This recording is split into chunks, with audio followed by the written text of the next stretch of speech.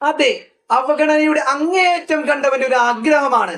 സംശയമില്ലാതെ തന്നെ പറയാം, പ്രിയപ്പെട്ട cricket, give him one more chance. അതെ, സാക്ഷാൽ കരുൺ നായരെ കുറിച്ച് തന്നെയാണ് പറഞ്ഞത്. പ്രതിഭയുണ്ടായിട്ടും ഇന്ത്യൻ ക്രിക്കറ്റ് ടീമിലെ ഫസ്റ്റ് 11-ൽ ഇടം നേടാൻ കഴിയാതെ പോയ ഒരു മലയാളി സാന്നിധ്യം കൂടിയായ വിദർഭയുടെ ആ ചെറുപ്പക്കാരനെ കുറിച്ച് തന്നെയാണ് പറഞ്ഞത്. 2022 ശേഷം കൃത്യമായി പറഞ്ഞു കഴിഞ്ഞാൽ 1077 ദിവസങ്ങൾക്ക് ശേഷം ഒരു IPL മാച്ചിന് ഇറങ്ങുക. ആഭ്യന്തര ക്രിക്കറ്റിൽ ഇത്രയേറെ ഫോം ഉണ്ടായിട്ട് പോലും ആദ്യ 4 കളികളിൽ ഡൽഹി ക്യാപിറ്റൽസ് കരുൺ നായരെ ടീമിൽ ഉൾപ്പെടുത്തുന്നില്ല.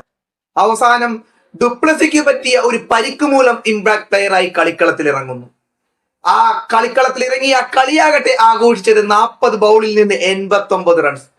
ലോകത്തെ 1-ാം നമ്പർ ബൗളറായ ജസ്പ്രീത് ബുംറയെയും ട്രെന്റ് ബോൾട്ടിനെയൊക്കെ തൂക്കി സിക്സറുകളും ബൗണ്ടറികളും അടിക്കുന്ന കാഴ്ച. മനോഹരമായ ഇന്നിങ്സ്. കളി ഡൽഹി കൈവിട്ടെങ്കിലും കരുൺ നായരുടെ ആ മനോഹരമായ ഇന്നിങ്സ് എല്ലാവരെയും വിസ്മയിപ്പിക്കുന്നത് തന്നെയായിരുന്നു.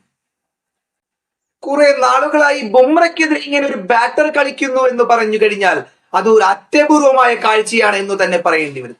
ലോക നിലവാരത്തിൽ ബൗൾ ചെയ്യുന്ന ലോകത്തിലെ 1-ാം നമ്പർ ബൗളർ തന്നെയാണ് അദ്ദേഹം.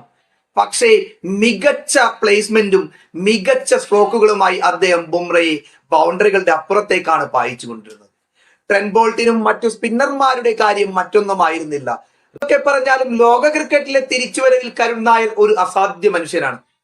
ലോകത്തിൽ മറ്റൊരു പ്ലെയർക്കും കിട്ടാത്ത തരത്തിലുള്ള ഒരു തിരിച്ചുവരവും ആണ് അദ്ദേഹം ആഗ്രഹിക്കുന്നതും അദ്ദേഹം തന്റെ ഫോമിലൂടെ തെളിയിക്കുന്നതും.